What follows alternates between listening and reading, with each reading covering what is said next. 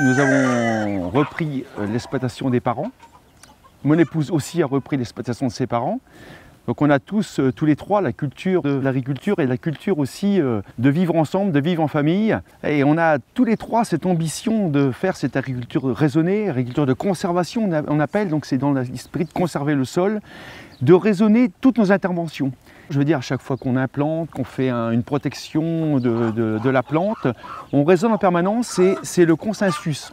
On a telle intervention à faire, une intervention phytosanitaire, quelle influence ça va avoir sur le milieu, sur nos abeilles, sur le milieu des auxiliaires. Les auxiliaires, c'est les insectes qui vont manger les autres insectes. Donc en permanence, c'est ça le raisonner. C'est en permanence, on va faire ça va faire quoi, ça va agir quoi, et quelle est la meilleure solution pour en même temps avoir un revenu et protéger la nature. On a décidé de ne plus labourer notre sol pour éviter l'érosion et pour remettre de la vie dans nos sols. Nos sols, ils sont très limoneux, on appelle, c'est-à-dire très fins.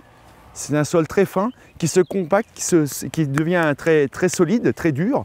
Et la seule solution, c'est d'avoir des plantes, de semer des plantes en permanence sur ce sol et pour retrouver des vers de terre et ne plus labourer pour éviter de ne pas casser en fait ces petits canaux de vers de terre.